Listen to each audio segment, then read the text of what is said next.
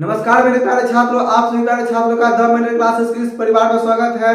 जैसा आप सभी जानते हैं कि हम आपके लिए तरह तरह के नए प्रकार के वीडियो को लाते रहते हैं और आज का जो टॉपिक है वो मेरा है मनुष्य का आहार नाल। कि मनुष्य का आहार नाल क्या होता है, मनुष्य का जो आहार नाल होता है उसमें भोजन पचने की जो प्रक्रिया कैसे संपन्न होती है, कहाँ से प्रारंभ होती है और कहाँ प्रारंभ होती है, इन सभी बिंदुओं के बारे में आसान तरीका से और बेहतर तरीका से समझने वाले हैं, जानने वाले। ठीक है, तो बिना के समय के गवाए हुए हम जो मेरा मेन मुद्दा है, मेन बिंदु है, उस पर हम आते हैं और वीडियो की शुरुआत करते हैं। ठीक है, जैसा यह कि मनुष्य का आहार नाल, तो मनुष्य का आहार नाल आखिर कहते किसे, मनुष्य का आहार नाल होता क्या है? तो मनुष्य का आहार नाल कहते हैं कि यह एक कुंडली रचना है जिसकी लंबाई 8 से 10 मीटर होती है। ठीक ना, मनुष्य का जो आहार नाल है एक कुंडली रचना है, यानी लंबा भी और घुमावदार है और इसकी जो लंबाई है वह कितनी होती है? तो 8 से 10 मीटर होती है। कितनी होती है? 8 से 10 मीटर होती है। यानी कि आहार नाल की जो लंबाई है, जिसको आहार नाल की लंबाई जो है उसको हम क्या कहते हैं, उसकी जो लंबाई है वो कितनी होती है? 8 से 10 मीटर होती है। ठीक, एक वैक्स मानव में, अब छोटा बच्चे में अलग होगा, ठीक है, लेकिन एक वैक्स मानव जो मनुष्य होते हैं, जो मतलब 20, 22, 18 साल के होते हैं, उनमें जो आहार नाल की लंबाई है वो 8 से 10 मीटर होती है। ठीक है, और यही रचना को क्या कहते हैं? तो आहार नाल कहते हैं, जो आपके सामने हम पहले से बना करके आपके लिए रखे हुए हैं स्वयं से। ठीक है, ये रचना क्या है? तो आहार नाल का है। आहार नाल जो यहाँ पर आप बातों को लिखे हुआ देख रहे हैं, जो यहाँ लिखा हुआ है लाल ग्रंथि पल्ली, लाल ग्रंथि ग्रासनी पल्लीहा अमाशय अग्नाशय कोलन रेक्टम, उसके बाद है मुख गुहा होना चाहिए, मुख गुहा होगा। ठीक है, मुख गुहा, ये मेरा क्या है? मुख गुहा है। ठीक है, उसके बाद ट्रैकिया है, डायफ्राम है, डायफ्राम यकृत है, पीत की थैली है, छोटी आंत है, अपेंडिक्स है। तो इन सभी बिंदुओं के बारे में हम आपको बताने वाले हैं, समझाने वाले हैं क्या ये चीज क्या होता है और ये मतलब लाल ग्रंथि क्या होता है, पलिया क्या होता है, अमाशय क्या होता है। ठीक है, तो सबसे पहले जो हम समझते हैं वो समझते हैं किसके बारे में? तो मुख गुहा के बारे में। किसके बारे में? मुख गुहा के बारे में, क्योंकि मुख गुहा जो है वह हमारे क्या बोलते हैं, मनुष्य के आहार नाल का सबसे पहला भाग है। तो सबसे पहले हम मुख गुहा को ही समझते हैं, क्योंकि आहार नाल का जो शुरुआत है वह मुख गुहा से होता है। हम भोजन को जो खाते हैं वो मुख गुहा से खाना शुरुआत करते हैं और यह हमारे मुख गुहा से प्रारंभ होकर के हमारा जो अंतिम है मलाशय, वहां तक जो भोजन है वो पहुंच करके खत्म होता है रेक्टम, यानी कि मलाशय से। ठीक ना, मुख गुहा से मल द्वार तक जो है पहुंच करके ये क्या हो जाता है? खत्म हो जाता है। तो मुख गुहा से स्टार्ट करेंगे कहानी को और अंतिम में जो मेरा होगा मुख गुहा के बाद जो मेरा है मल द्वार। यहाँ पर सबसे नीचे जो यहाँ पर ये मेरा क्या है? मल द्वार है। ये क्या है मेरा? मल द्वार, जिसको रेक्टम कहते हैं, मल द्वार है। वहां पर मेरा क्या होगा? कहानी का अंत होगा, खत्म होगा। यहाँ पर जो रचना होती है सबसे निचला, उसको क्या कहते हैं? मल द्वार कहते हैं। ठीक है, तो यहाँ से मैं स्टार्ट करते हैं और यहाँ से होता हुआ हम यहाँ तक आएंगे, फिर यहाँ से यहाँ और उसके अंतिम में मल द्वार तक हम आपको समझाएंगे। आपसे भी अपने धैर्य को बना करके वीडियो को शुरू से अंत तक देखिए, आपको सारी बातें अपने शरीर के बारे में समझ में आ जाएगा। ठीक है, जब अपना शरीर के बारे में नहीं जानेगा बात होगा तो किसके बारे में जानेगा? ठीक है, तो 10 से 15 मिनट समय, 10 मिनट समय दीजिए, हम आपको 10 मिनट के अंदर में आपको सभी जानकारी बता देंगे आपको कि आपका जो शरीर है, पाचन तंत्र है, वो कैसे कार्य करता है और अपने पाचन तंत्र को अच्छे रखने के लिए आपको क्या करना चाहिए।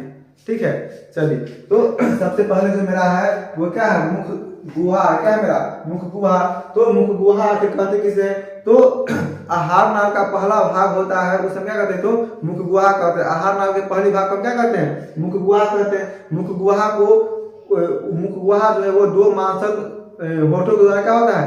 ढका होता है। यानी ये जो मेरा क्या मुंह है ना, और मुंह जो है ऊपर है, नीचे जो है ये मांसल होठ, इसके द्वारा क्या है? ढका हुआ है। जब हम बोलेंगे तो ये खुलेगा, जब हम चुप हो जाएंगे तो ये बंद हो जाएगा। ठीक है, तो जब हम भोजन को खाते हैं तो मुख गुहा खुल जाता है, जब भोजन को अंदर निकाल लेते हैं तो मुख गुहा बंद हो जाता है। ठीक है, उसके बाद मेरा क्या होता है अगला, ये क्या है? मुख गुहा।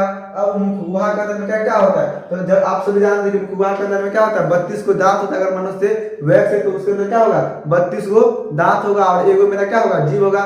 देखिए, मेरा 32 को दांत है और एक जीव है, यानी कि आप देख ही रहे हैं, आपके अंदर भी आपके मतलब बॉडी के बारे में ये सभी बात है, तो देख ही रहे होंगे कि मुख गुहा के अंदर में क्या होता है? एक जीव होता है और 32 को दांत होता है। ठीक है, और उसके बाद मुख गुहा के पीछे से जो है, जब हम किसी भोजन को क्या करते हैं? निगलते, भोजन को चबाते हैं, निगलते हैं, तो इसको क्या करने के लिए? सानने के लिए, इसको गीला करने के लिए पीछे से क्या आते रहता है? हमारा मुंह में लार आते रहता है। क्या आते रहता है? लार। मुंह मुंह में पीछे से क्या आते रहता है, लार आते रहता है। और ये जो लार है वो क्या करता है, भोजन को सानने का काम करता है। जैसे आटा को सानते हैं, उसमें पानी डालते हैं, सूखा हुआ आटा में पानी डालेंगे तो वो गीला हो जाता है। उसी प्रकार से हम जब भोजन को खाते हैं तो भोजन के साथ पानी के, भोजन को पानी डुबा डुबा कर नहीं खाते हैं। भोजन को निकाल दिए, उसके बाद क्या हुआ, जब हम भोजन को चबाएंगे तो पीछे से हमारा ये जो लार ग्रंथि है वो क्या करेगा, लार को स्रावित करेगा और भोजन को गलाने, क्या बोलते हैं, बड़गलाने का काम करेगा। ठीक है, भोजन को क्या करेगा, ये बड़गलाने का काम करेगा। और भोजन जो है लार से सना करके कहाँ हमारा ट्रैकिया से होते होगा, कहाँ ट्रैकिया से होते हुआ हमारा पलिहा में आएगा, पलिहा से होते हुआ हमारा बढ़िया से सूजन में आएगा। तो ये आगे का प्रोसेस है। फिलहाल जो है आपको समझना है मुख विभाग के बारे में। मुख विभाग के बारे में समझ गए बात, तो क्या यह हमारा क्या करता है, तो भोजन को निकालने का काम करता है। ये इसकी जो संरचना है वह ऊपर और नीचे दो मांसलों से ढका हुआ होता है।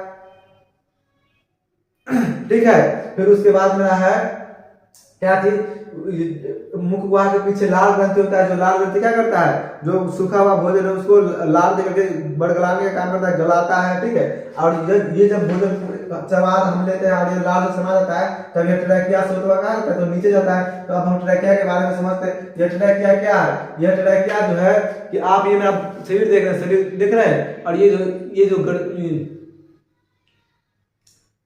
जो आप संरचना देख रहे हैं, ये वाला संरचना जो मतलब हड्डी का नजर आ रहा होगा, यही मेरा क्या है, ट्रैकिया है। यही ट्रैकिया दबाने से मनुष्य को क्या हो जाता है, मतलब सांस लेना बंद हो जाता है और वो व्यक्ति मर जाता है। जब कोई व्यक्ति फांसी लगाता है यही ट्रैकिया दब जाता है। ठीक ना, और ट्रैकिया के दबने के कारण उसके बॉडी में क्या ऑक्सीजन नहीं जा पाता है। जब ऑक्सीजन नहीं जाएगा तो हृदय धड़कना बंद कर देगा, और हृदय धड़कना बंद कर देगा तो व्यक्ति क्या हो जाएगा, मर जाएगा। ठीक है, तो यही ट्रैकिया जो है क्या करता है, भोजन को नीचे आने के लिए और ऑक्सीजन को, पानी को नीचे आने के लिए मार देता है, रास्ता देता है। ठीक है, तो ट्रैकिया को क्या करना है, आपको दबने से बचाना। इसलिए कोई आपको कंठा को दबाएगा तो मतलब जैसे श्वास रुक गया है, ठीक ना, हम मरने वाले हैं ऐसा लगेगा। और जब कोई व्यक्ति फांसी लगा लेता है तो यही ट्रैकिया जो है वो दब जाता है। ठीक ना, चलिए ट्रैकिया समझ गए। हम उम्मीद करते हैं कि आपको मुख गुहा समझ में आ गया होगा, लाल ग्रंथि समझ में आ गया होगा, ट्रैकिया समझ में आ गया होगा। तो अब आगे जो हम चलते हैं वो चलते किसके बारे में, अब ट्रैकिया से, मुख गुहा से और लाल ग्रंथि से सना हुआ भोजन ट्रैकिया से होता हुआ कहाँ आ जाएगा, तो आ जाएगा मेरा ग्रास नली के पास। किसके पास में, ग्रास नली के पास। किसके पास में, किसके पास में आ जाएगा, ग्रास नली के पास। किसके पास में, ग्रास नली के पास में। और ग्रास नली के पास में आने के बाद क्या होगा कि इस नली में, ये नली जो है कभी चौड़ा हो जाएगा, कभी पतला होगा, कभी चौड़ा होगा, कभी पतला होगा। और इस घटना को क्या कहते हैं, तो क्रमाकुंचन कहते हैं। क्या कहते हैं, क्रमाकुंचन कहते हैं। ग्रास नली के चौड़ा होने के, फैलने की प्रक्रिया को क्या कहते हैं, तो क्रमाकुंचन कहते हैं। और ये क्रमाकुंचन के दौरान क्या हो जाता है कि मतलब जैसे हम भोजन मान लीजिए धना निकल रहे हैं, तो ये निकलते ये जो मेरा नली है ग्लास नली, वो क्या होने लग जाता है, जाम होने लग जाता है। आपको लगेगा कि जब आप पानी पिएंगे तभी अपना खाना अंदर में जाएगा। तो हम क्या करते हैं, पानी को पीते हैं तो ये क्या खाना जो है यहाँ से फिर टहल करके कहाँ आ जाता है, ये जो खाना है कहाँ आ जाता है, नीचे की तरफ आ जाता है। कहाँ जाता है, नीचे की तरफ आ जाता है। फिर हम दूसरा भोजन को जो है वो ग्रहण करते हैं। ठीक है, ये बात है। तो ये इसके फैलने का और सिकुड़ने की प्रक्रिया को क्या कहते हैं, तो क्रमाकुंचन कहते हैं ग्रास नली के। ठीक है, तो आपको ये ग्रास नली भी समझ में आ गया होगा। अब उसके बाद है मेरा पलीहा। क्या है मेरा, पलीहा। तो ये जो आप संरचना देख रहे हैं, ये वाला संरचना, ये किसकी संरचना है, पलीहा की संरचना। किसकी संरचना है, पलीहा की। पलीहा का काम क्या होता है, तो पलीहा को बोलते हैं आरबीसी का कब्रिस्तान। क्या बोलते हैं, आरबीसी का कब्रिस्तान बोलते हैं। क्या बोलते हैं, आरबीसी का कब्रिस्तान। पलीहा में क्या होता है कि मेरा जो खराब, जो मेरा आरबीसी रेड ब्लड सेल्स यानी कि लाल रक्त कणिका है, वह क्या हो जाता है, आकर के मर जाता है। लाल रक्त कणिका की मृत्यु कहाँ होती है, कब्रिस्तान में।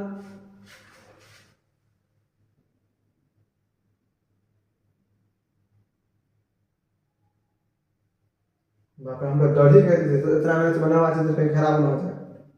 ठीक है, ये आरबीसी की जो मृत्यु है वो क्या होती है, पलीहा के अंतर्गत होती है। इसलिए पलीहा को क्या बोलते हैं, तो आरबीसी का कब्रिस्तान बोलते हैं। पलीहा में आरबीसी यानी कि रेड ब्लड सेल्स यानी कि लाल रक्त कणिका की मृत्यु हो जाती है, इसीलिए इसको क्या बोलते हैं, तो आरबीसी का विस्तार बोलते हैं। और इसी में जो हमारा नया डब्ल्यूबीसी यानी कि व्हाइट ब्लड सेल्स जो हमारा रोग प्रतिरोधक क्षमता को बढ़ाता है, रोगों से लड़ने की क्षमता को बढ़ाता है, उस ब्लड का क्या होता है, तो निर्माण होता है। ठीक है, यही से चलिए, तो आप पलिया के बारे में भी समझ के बात होगी। उसके बाद मेरा अग्नाशय, क्या है मेरा अग्नाशय। तो आप जो ये बड़ा सा संरचना देख रहे हैं यहाँ से लेकर के यहाँ तक, जो आप ये बड़ा सा संरचना देख रहे हैं यहाँ से लेकर के यहाँ तक जो फैला हुआ है, यही मेरा क्या कहलाता है, तो अग्नाशय कहलाता है। क्या कहलाता है,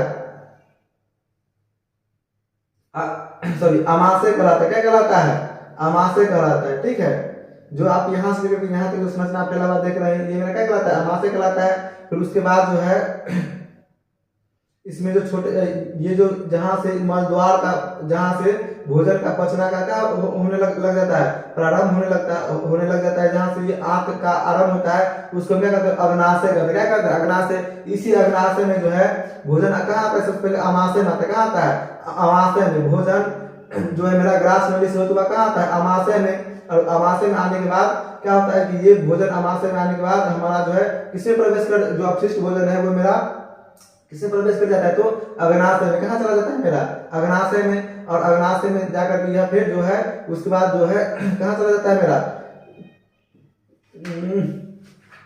अग्नाशय में चला जाता है। ठीक है, और उसके बाद अग्नाशय से होता हुआ यह जो है मेरा अग्नाशय से होता हुआ मेरा कोलन में जाता है। कहाँ जाता है, कोलन में जाता है। और कोलन में जाने के बाद फिर क्या होने लग जाता है, भोजन पचने लग जाता है। ठीक है, तो इधर की पूरी प्रक्रिया संपन्न हो गई, आपको अच्छी तरीके से समझ में आ गया होगा। ठीक है, चलिए अब इधर जो मेरा है वो है डायफ्राम। क्या है मेरा, डायफ्राम। तो ये जो डायफ्राम है ये कभी फैल सकता है और कभी सिकुड़ सकता है। जब हम लंबी सांस लेंगे तो ये मेरा डायफ्राम क्या हो जाएगा, फैल जाएगा। और जब सांस को छोड़ेंगे तो ये मेरा डायफ्राम क्या होगा, सिकुड़ जाएगा। तो ये जो डायफ्राम है वो सांस लेने के कारण फैल जाता है और कभी फिर सांस छोड़ने के कारण ये मेरा सिकुड़ जाता है। ठीक है, तो ये डायफ्राम जो है श्वास लेने में फैलेगा और श्वास लेने के बाद सिकुड़ेगा। ठीक है, ये डायफ्राम का काम यही होता है कि श्वास लेने के बाद फैलना और छोड़ने के बाद सिकुड़ जाना। ठीक है, फिर उसके बाद मेरा यकृत। क्या है मेरा, यकृत। तो अच्छा ये मेरा क्या है, यकृत है। यहाँ पर जो बड़ी सी संरचना आप देख रहे हैं ये मेरा क्या है, तो यकृत है। जो मतलब एक मतलब भारी और वजनदार पदार्थ होता है उसको क्या कहते हैं, तो यकृत कहते हैं। ठीक ना, क्या कहते हैं, यकृत कहते हैं। और मनुष्य में सबसे बड़ा जो ग्रंथि होता है वो क्या होता है, तो यकृत ही होता है। इस बात का आप ध्यान रखिएगा। उसके बाद मेरा पीत की थैली। यहाँ पर जब एक संरचना दिख रही है मेरा क्या, पीत की थैली है। इसमें जो है वो मेरा क्या भरा हुआ रहता है, जो पीत होता है ना वही पीत भरा हुआ रहता है। किसमें, ये पीत की थैली में, इसके अंदर में। ठीक ना, और ये पीत की थैली क्या रहता है, यकृत में रहता है, यकृत में। फिर उसके बाद है मेरा छोटी आंत। जो मेरा अमाशय का जो ये छोटा छोटा सा आंत फैला हुआ है, अमाशय में जो छोटा छोटा आंत फैला हुआ है उसको क्या कहते हैं, छोटी आंत कहते हैं। क्या कहते हैं, छोटी आंत। आप जो यहाँ पर बीच बीच में जो आंत देख रहे हैं ये यहाँ से लेकर के यहाँ तक फैला हुआ है, यहाँ से लेकर के यहाँ तक। ठीक ना, यहाँ से लेकर के यहाँ तक, उसके बाद यहाँ से लेकर के यहाँ तक, यहाँ से लेकर के यहाँ तक, यहाँ से लेकर यहाँ तक। इसको हम क्या कहते हैं, छोटी आंत कहते हैं। कौन सी आंत कहते हैं, छोटी आंत। और छोटी आंत के बीच में क्या कहते हैं, गोलाकार भाग होता है जिसको हम अपेंडिक्स कहते हैं। क्या कहते हैं, अपेंडिक्स कहते हैं। छोटी आंत में एक भाग होता है जिसको क्या कहते हैं, अपेंडिक्स कहते हैं। अपेंडिक्स जो है मेरा वो क्या है, पहले जो लोग सब भोजन करते थे तो मतलब घास खा जाते थे तो उसको पचाने के लिए अपेंडिक्स होता था। ठीक ना, लेकिन अभी के जो भोजन है, अभी के जो मनुष्य है वो अच्छे मतलब क्या बोलते हैं, पका पका के खाना को खाते हैं तो उसमें अपेंडिक्स का कोई काम नहीं अब है। तो वो अपेंडिक्स में क्या कहलाता है, अपशिष्ट अंग कहलाता है। ठीक है, तो किसी में अपेंडिक्स का बढ़ जाता है तो उसको अपेंडिक्स का बीमारी हो जाता है, किसी में अगर नॉर्मल है तो कोई दिक्कत नहीं। ठीक है, उसके बाद अंतिम में जो है ये सब प्रक्रिया होने के बाद जब जो मेरा अपशिष्ट भोजन बच जाता है वो मलद्वार के रूप में मलाशय से क्या हो जाता है, बाहर उत्सर्जित हो जाता है। और इस प्रकार जो है मेरा शरीर जो है वो संतुलित रह पाता है, अच्छे रह पाता है। हम आपको एक जानकारी दे देते हैं कि मेरे अमाशय में जो है ना वो HCl अम्ल पाया जाता है। क्या पाया जाता है, HCl अम्ल पाया जाता है। हमारे अमाशय में कौन सा अम्ल पाया जाता है, हाइड्रोक्लोरिक अम्ल, जो हमेशा क्या होता है, स्रावित होती रहती है। और यह क्या करता है कि जो भोजन 50 वर्ष में पचने वाला है, कितने वर्ष में पचने वाला है, 50 वर्ष से अधिक वर्षों में, 50 वर्ष से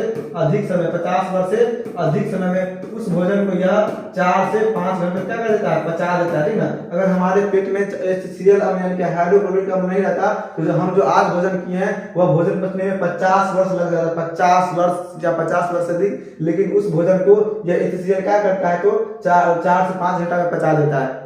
ठीक है। तो ये था आपको पूरी की पूरी संपूर्ण जानकारी अमावस्या के बारे में। हम उम्मीद करते हैं कि आपको ये वीडियो अच्छी लगी हो, आपको ये जानकारी आपके लिए फायदेमंद लगा हो। तो अगर आपको ये वीडियो अच्छी लगी हो तो आप वीडियो को एक लाइक जरूर कीजिए, चैनल को सब्सक्राइब कीजिए और अपने दोस्तों के साथ इसको शेयर कीजिए।